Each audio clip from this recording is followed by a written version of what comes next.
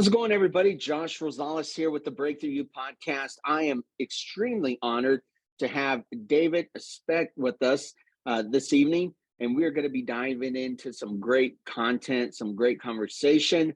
I want to introduce David. He is a author of a book that is right there on the cutting edge of coming out, and I am super excited for this book to come out. It's called Old Dogs, New Tricks. And we'll figure that, we'll learn a little bit more about that, that book right there. But author, speaker, coach, and doing a lot in the coaching field. I mean, with Facebook Lives and your podcast, host of you got your own podcast, and just really excited and honored to have you on, David. And I see that you're into Star Wars. And, oh yeah, yeah.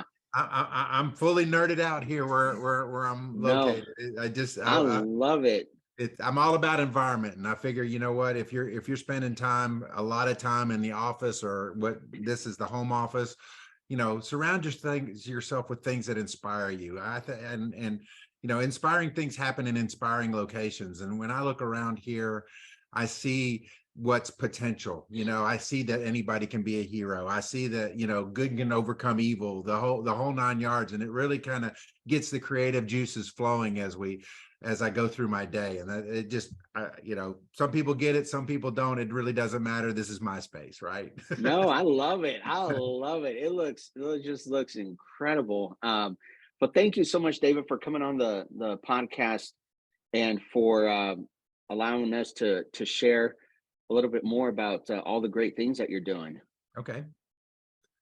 So let's jump into it, and we'll just have a great conversation, mix it up a little bit. So tell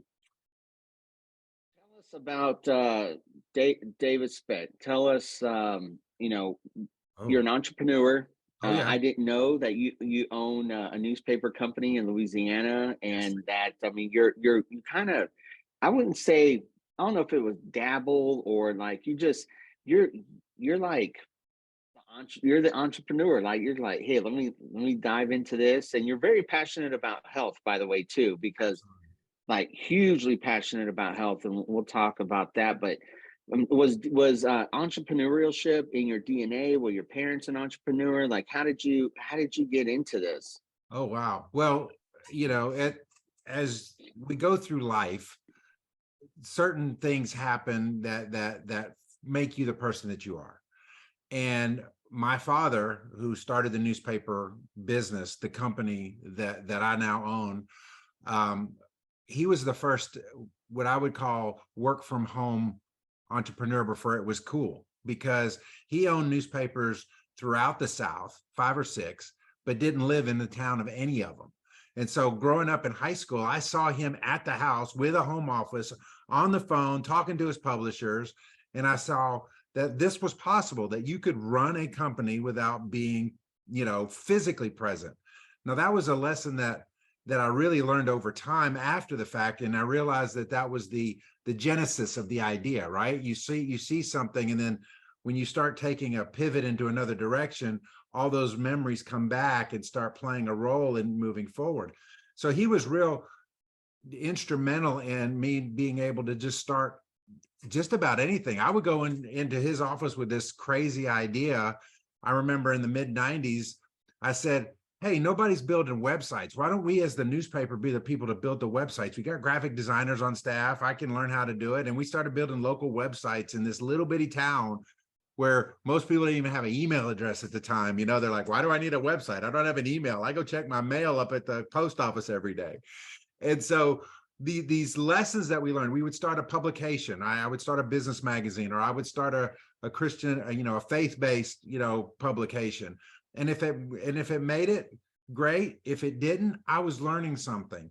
And so it really kind of set the pattern of, hey, if it's a good idea, it's worth trying. If if it doesn't work out, you know what, that's okay, because that's just part of the process. And that's really how I've gotten my hand in so many different things. And then in 2018, when I lost 120 pounds and kept it off, it was like this light bulb went on of like, hey, let's help other people do this too. And so it really is entrepreneurship is not a decision, it's a lifestyle.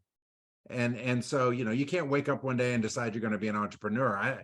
I think you can decide, but then you start putting in those actions that create that entrepreneurial habit. And I think today, because of, we live in a post-COVID world where the idea of the side hustle, the idea of flex time, the idea of working from anywhere is more mainstream now. And so more people are embracing the idea of entrepreneurship. But let me tell you, to be a true entrepreneur is not for the faint of heart, because it is failure after failure after failure, learning after learning after learning, pivoting after pivoting after pivoting before you become this big success that everybody thinks you are. So to come back full circle to your question, David A. Specht Jr. is an entrepreneur because he was raised to be an entrepreneur. So you said something, I want you to touch on it a little bit more. You said it was part of the process. Yes. And so the process, a lot of people don't achieve their goal or end up where they should be or achieving their potential because, man, that word process, there's a lot that goes into it. I mean, it's years and years, and sometimes, I mean, it's a long time. And as being an entrepreneur, it's not for the faint of heart, like you said. And a lot of people see the end result, but they don't want to put in the time and the sacrifice to get there. Yeah, and I would say that's in any area of life, not just business or personal development or health. To me, I think you've always got to be working towards something. If you're not working towards something, then you'll lose sight of why you're doing what you're doing, right? I mean, for a lot of my health clients, I have them try to dive down to figure out what their why is. And when I say that, it's not just what is my purpose in this life? What is the one thing that you can put in front of you that will blind you to all the sacrifices you're making?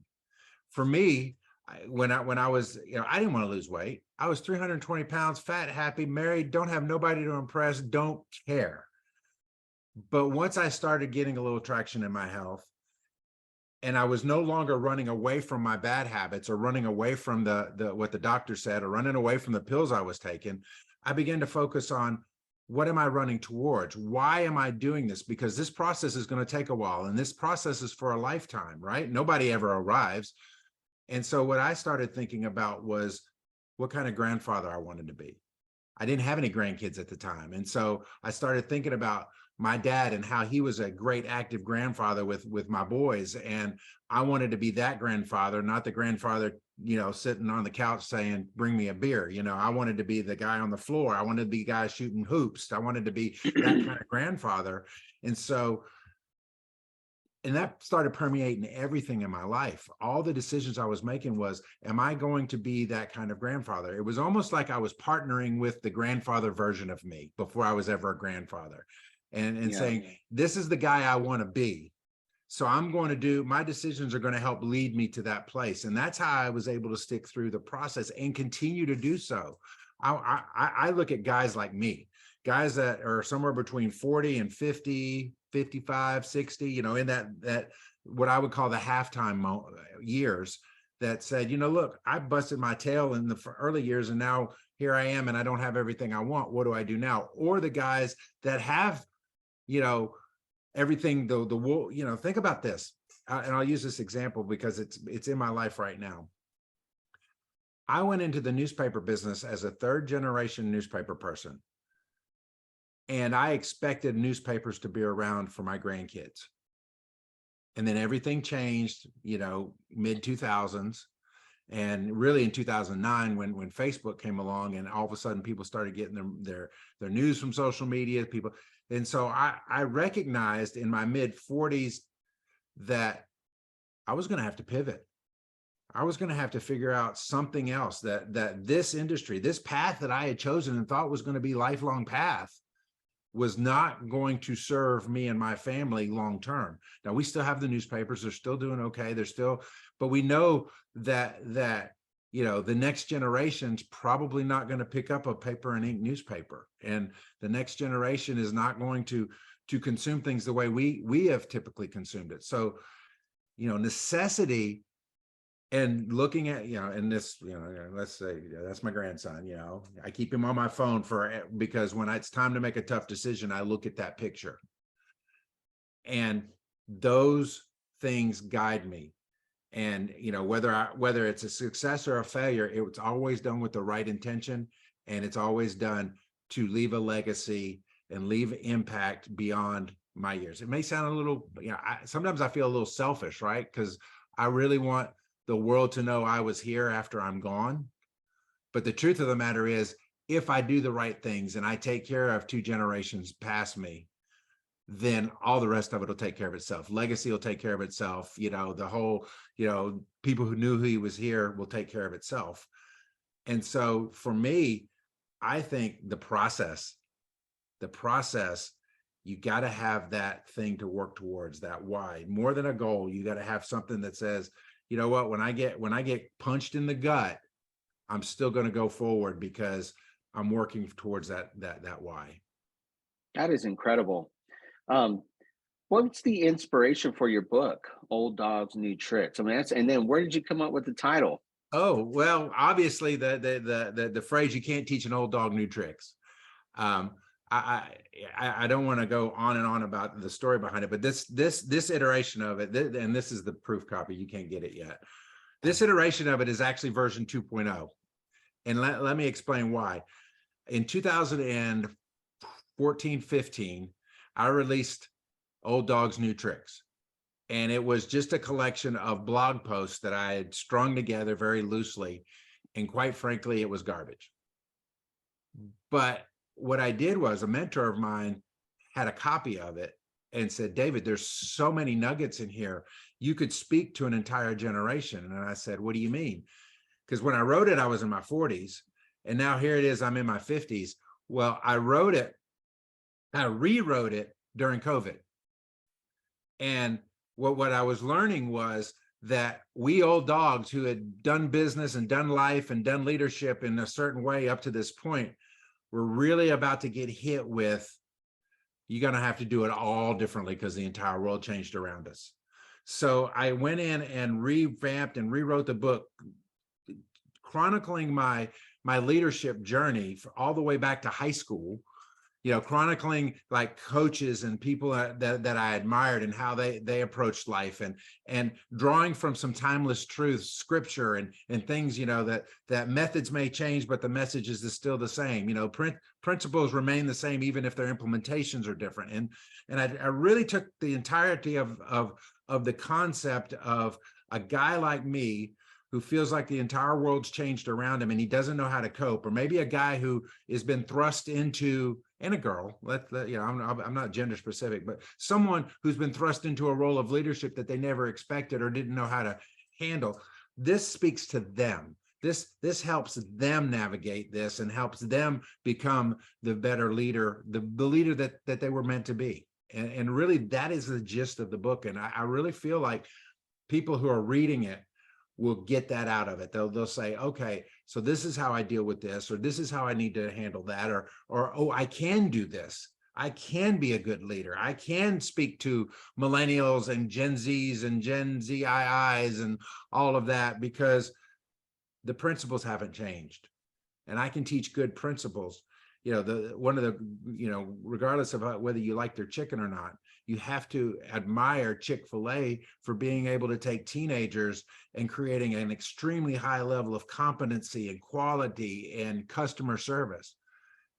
Well, the guys in Atlanta are old guys, and the people on the front lines are teenagers. So you can bridge that gap. They've not, adjusted their principles. They've merely taught them in a way that generation can accept them and embrace them and implement them. And that's really what the gist of the book is to help people in their 40s to 60s really navigate life and leadership. That is incredible. So not only are you an author, but you're a coach. And tell us that are watching and listening, how'd you get into the coaching industry? What type of coaching do you do? How does somebody link up with you Okay. to start your coaching process? Well, I'm primarily a health coach. And the reason that that took place when my wife and I went on this health journey, and full disclosure, we are coaches within an organization called Optavia, which is nationwide.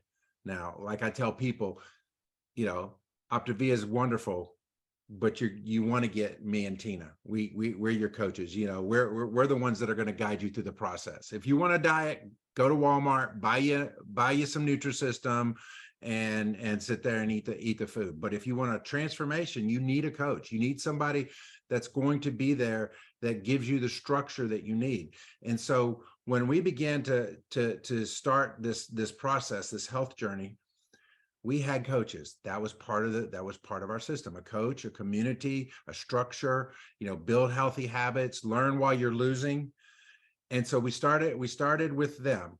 And then when the weight started coming off, obviously we had one of three things happen. We had the people that were cheering us on, the people that were ridiculing us, and the people that were legitimately, concerned that maybe we're losing too much weight, or are we sick, or whatever. But they all took notice. And the longer we stayed on this journey, more and more people began to ask us, well, David, what are you doing? Tina, what are you doing? And we realized that since we had found a structure and a system that worked in our lives, we feel almost obligated to help others, to impact others, because when you get victory in one area of your life, and you start seeing people who are struggling in that area, you start seeing them through the lens of concern and I have an answer that can solve your problem. Now, are you willing to listen to me about it? And that's really how the coaching started. Now, I will tell you, I wasn't a great coach at first. I mean, it's like, here you go, because everybody's journey is a little bit different. Everybody's physiology is a little bit different. So you have to help them navigate that. To steal from Star Wars, I'm Yoda to somebody's Luke Skywalker. I'm sitting there, I'm the one that's giving you the structure and the guidance and the accountability, but it's up to you to lift the X-wing out of the swamp. That's your role. You're becoming the Jedi. And I didn't realize that early on. When somebody told me coach, I thought of my football coach who grabbed me by the face mask and tell me I'm doing a lousy job and I'd better get there. I'd be running laps. Well, you can't tell somebody who's struggling with their weight that they're about to go run laps because they ate a cookie today. That's just not the way this works. And so, but what I've seen is that overall health, not just on the scale, not just in what you put in your mouth, but overall health, how you handle stress, how you cope with good times and bad times. That's the more important part. The weight on the scale is simply a byproduct of making choices that help you. And so that's where I really get really jazzed up when somebody who says, I had a friend of mine that literally said, David, you saved my life. And you know what? He could have done a diet. He had the wherewithal. But what we did is we found, deeper things, why he was doing these things, why he was doing it. And so one of the questions I asked him, and I think this is a very good segue into what a real coach can do for somebody. Early on in his health journey, I said, he had a young son, and this fellow was probably pushing 400 pounds. I said, don't you want to walk be at your son's wedding? And he said, David, I'm not sure I'm going to live to his high school graduation. And I said, well, that's what you need to hold on to. Let me ask you a question. Do you feel that food can be an addiction, like drugs, Absolutely. Food is a alcoholism? drug of choice. Absolutely. I am sitting here as a food addict. Okay. If somebody shows up with fried chicken or pizza or whatever, I can't always promise you that I'm going to make the healthy choice. I can't make that promise. And I think, as with any addiction, you control your environment the very best you can, right? You don't, if you're an alcoholic, you don't go to the liquor store, right? But the other thing that you do is you give yourself enough grace to know that that when the temptation comes, and if you falter, that's not the end of the journey. You see, the person that gets back up and continues on despite the falter. And that's what I tell a lot of my clients all the time. It's like, look, number one, don't hide it from me. I'm not the food police. Tell me what you did. And number two, don't quit. If we got to start back all over from day one, we'll start back all over from day one. But keep going on the journey, because I will tell you this, no matter how far down the road you are right now, the person that began your journey would love to be where you are right now. And that makes sense, because a lot of times it's human nature, right? We stumble, we feel guilty about it, and we quit. As a coach, my job is to say, man, you've got this. You don't quit. It was just a hiccup. It was just a pebble in the road. Don't make it into a boulder that's not a boulder. And yeah, to me, that is the difference that a coach brings to the equation, because I will tell you, it's just like a personal trainer, right? You go into the gym and they'll make you do more reps than you'll do by yourself. Now, are they beating you with a stick to do it? No. They're just saying, give me one more, give me one more, give me one more. And you're struggling. And they know a good one will know where your breaking point is, and they won't push you past it. Same with me. I know where my client's breaking point is. I'm not going to push them past it. I have a structure. We're not starving anybody to death. We're not doing crazy things with, carbs, no carbs, whatever. And we're teaching. These foods are good, these foods are bad, these things are good, these things are bad, this is why you want, this is how you figure out your energy, this is all the things. But if you're not losing weight in the process, you don't care about the things, right? If I could teach you a wonderful way to live your life in a healthy manner, but if you're not losing weight, you'd be like, what's the point? And the converse is true. If all you're doing is losing weight, but I'm not teaching you how to live your life in a healthy manner, then when you get to your goal weight, guess what you're going to do? Flip right back over. And that's studies true. have shown people do not, who go off of a diet, don't gain their weight back to where they were. They go far past where they were when they started their diet. So we want to give people these tools. And for me, that's how the coaching started. I'm sitting there guiding somebody down a health journey, but all of a sudden they come into me with a question about relationships, or they come into me with a need in this area. And while I'm not as strong in those areas, I've always been a person who can listen and help somebody talk through things. And that's really, my role. And to be honest, it is extremely satisfying. The parallels between my role in a newspaper versus my role as a coach, and you say that they don't have anything to do with each other. Oh, yes, they do. Because a newspaper can impact its community in a great and mighty way by covering the news and offering informed opinion and showcasing, the good and helping people understand why bad things happen and shining a light on all the things, and just tremendous impact. Well, as a coach, I have tremendous impact over somebody's life. I literally get to change their entire world. And that is super satisfying. So for those that are watching and listening, how do they connect with you? Various ways. How do they do that? Oh, well, the easiest thing is to go to davidaspecht.com or spechthealth.com. Those are my two main websites. They'll have all the contact info there. Follow me on Facebook, David. I think there's periods in it for some reason, but David A. Specht on all the things, Instagram, whatever. I'm David A. Specht on YouTube.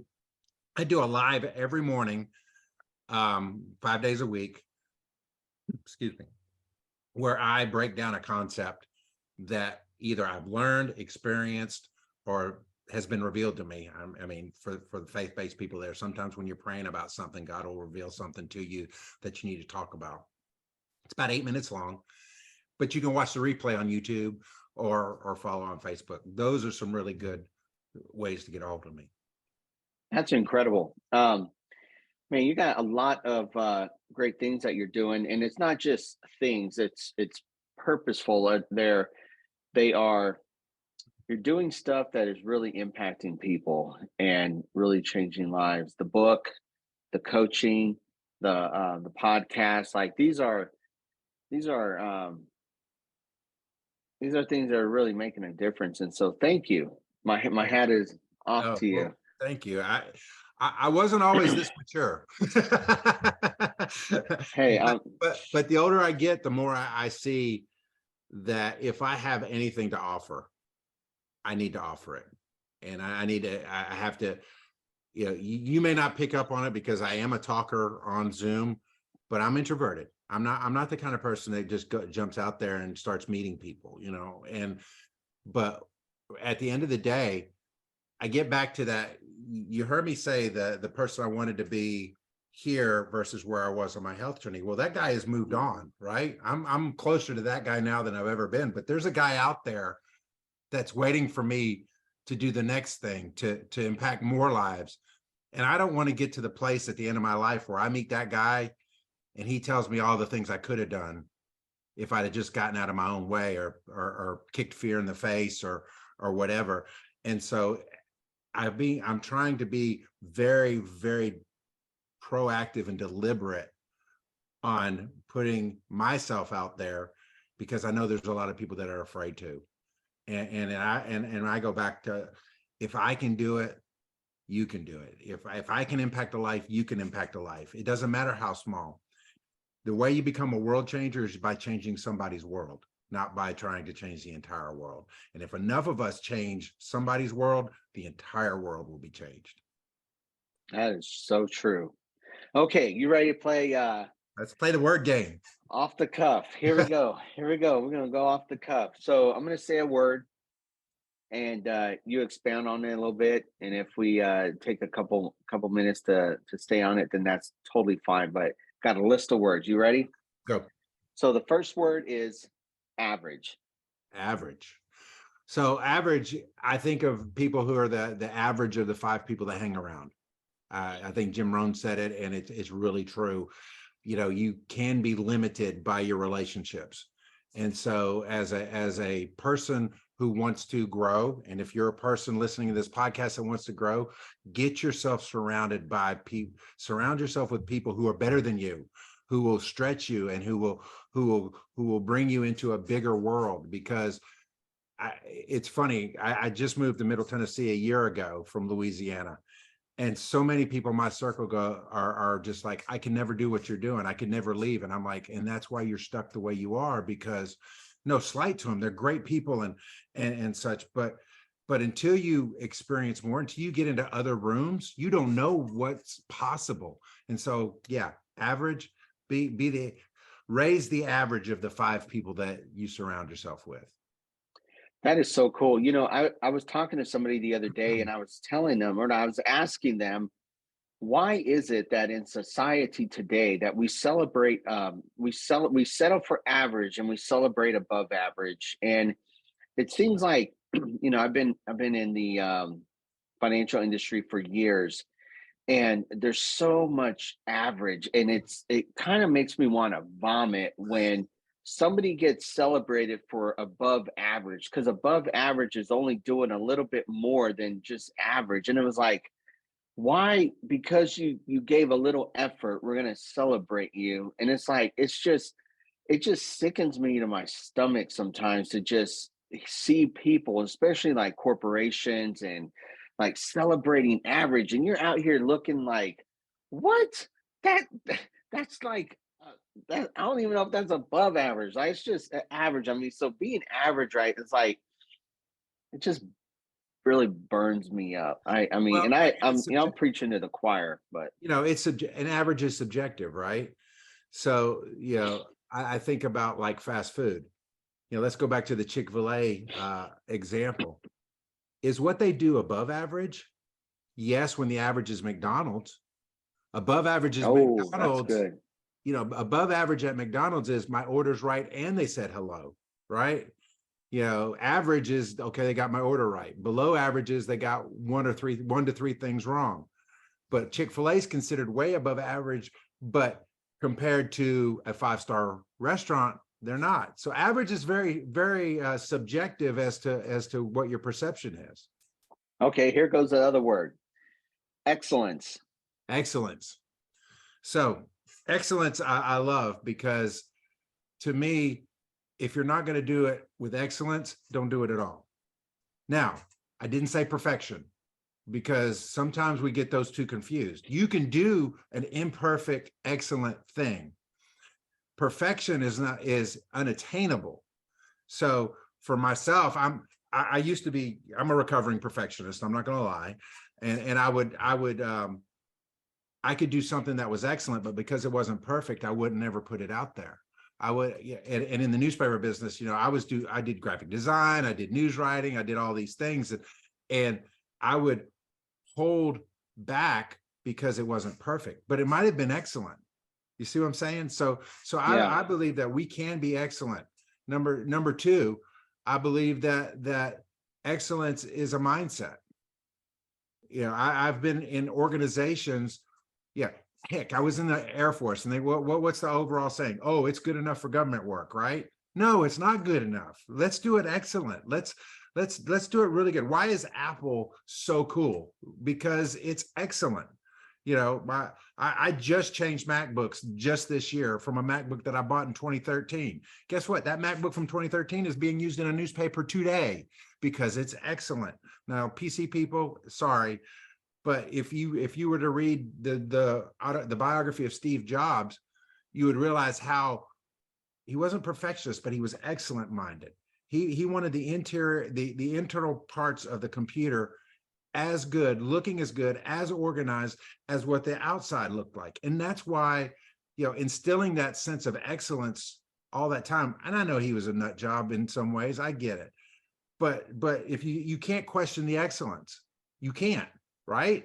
So I believe excellence is something that we can attain. I believe excellence is something that is a mindset, and I believe that excellence is something that we should all strive for. But again, I'm not saying perfection. You know, it's crazy. I heard someone make reference to the iPhone, and they were saying, you know, the iPhone 10 came out, and then the upgrade to 11, and then the 12, and the 13, and the 14, and they're always upgrading it.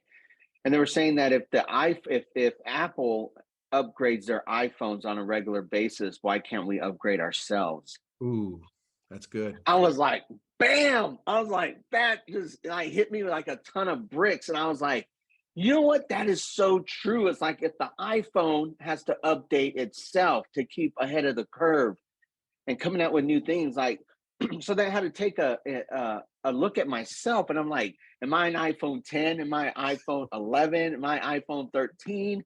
Am I an iPhone 14? I mean, the 15 is probably out right now. And then you got the iPhone 14, the iPhone 14 Pro, and it's like all these different features. Why? Because Apple is constantly is like, what can we do better? What can we do better? What can we do better? And what you said was a total truth, David. It's like, you know, there in my mind, there's no such thing as perfection. You know, they say practice makes perfect. I'd say practice makes you better. And the Yes. more you practice, the better you get. I want to be better than I was yesterday. Today, I want to be better than I was yesterday. And tomorrow, I want to be better than I was today. But like you said, it's a process. It's all a process. And you know, there's areas in my life that I need the process, and I got to work, you know, and you know, physically, financially, spiritually, emotionally, like all these areas in life. And you're not going to be perfect in all of them, but you got to try, you got to strive to be better in these areas of life. And it takes purpose. It takes like a commitment to say, you know what, I'm going to intentionally do this. I was talking to my wife the other night, and I said, hey, you know, we need to do this. I forgot what it was, but it just never gets done. And she was like, well, we just don't have time. And in me, I was like, you know, it's not that we don't have time. It's just, it's not a priority. And I Mhm. think that's what people, you know, people are like, well, I just don't have time to do this, or I don't have time to do that. And it's like, no, time out. Time out. It's not that we don't have time, it's that it's not a priority to you. Because if it was a priority to you, then you would make time for it. Oh, Absolutely. come on. Someone pass the offering plate. I Okay. remember a good friend of mine. He had heart surgery, and when he came up with this revelation during his heart surgery, and he said, you know, If a doctor were to come in and say, look, I need you to spend $250,000 with me, and it's going to make your life better, you would say, I can't afford that. But when a doctor comes in and says, I've got to do a heart bypass on you, and I'm sorry, but it's going to be a $250,000 procedure, but without it, you're going to die, all of a sudden you figure out a way to pay it. And I think that's where we are, is that we make room for the things that are important. And as you know, everybody talks about work-life balance, and I'm a firm believer in it, you know, but I also believe in sacrifice to help get you to where you want to go, that you don't get as much balance on day one as you do on day 365. You know, that's just, it's like what I say with why coaching matters. Let me explain to you my theory of coaching, and I think it'll play into exactly what we're talking about. I believe a coach does three things. Okay, the pattern is, you have a coach here. Underneath that is the structure that he's teaching you, and then below here are the habits that you're developing. Early on, you're reliant real heavily on the coach up here, right? You're asking him all kinds of questions. You're like, you know, you're texting each other all the time because he's teaching you the structure. And the more and more you execute the structure, the more and more you start building a habit. And as that habit starts growing, the need for the coach starts diminishing because you're living in the structure that has been created. You see where I'm going with this? So for me, the person that says they don't have time, they don't have a structure of time. If they had a time coach, that time coach could help them build a Google calendar, could help them build the structures they need. And when they would develop a habit of prioritizing their time, bingo, we now have time to do the things that we wanted to do. We now have time to reorganize the closet. We now have time to take the vacation. We now have time.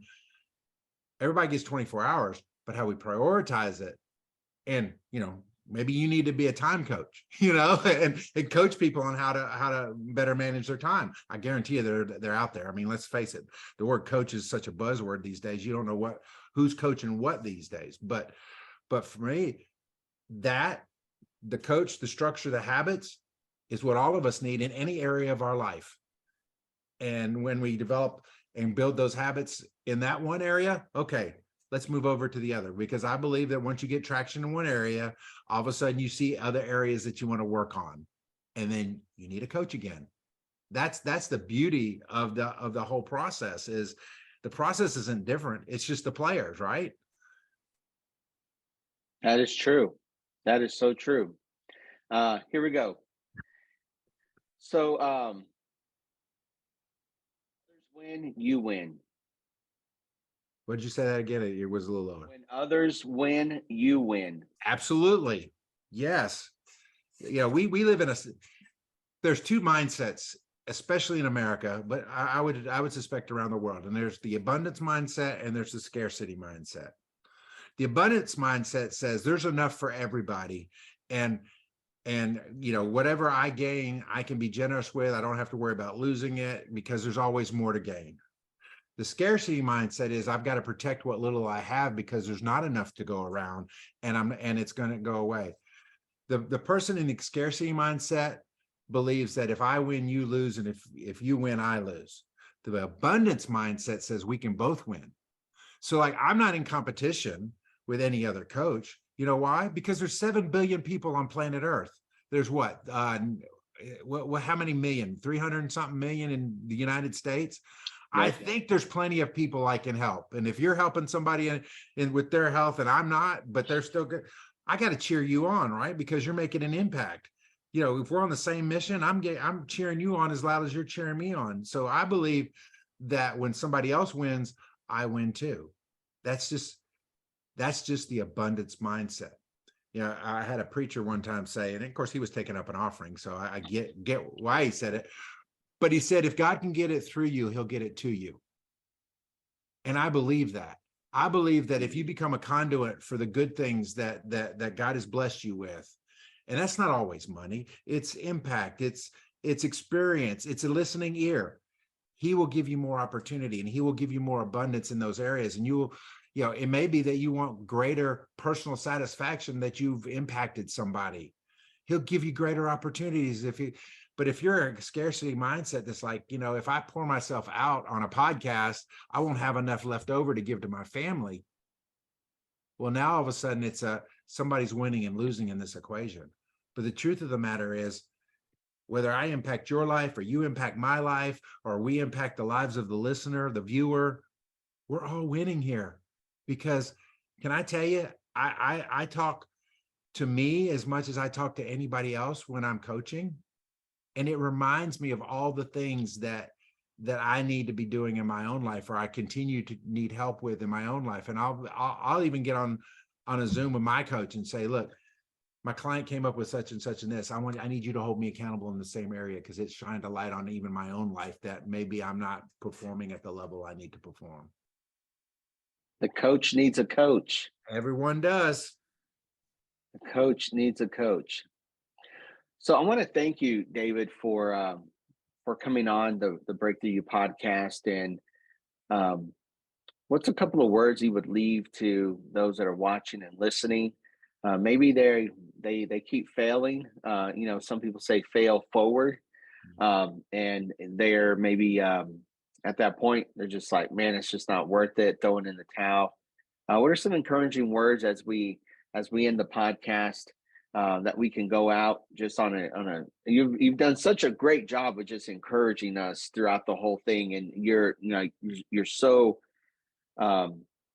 just offering so much coaching now, through the podcast and everything that you're doing. And but what are some parting encouraging words that you would leave us?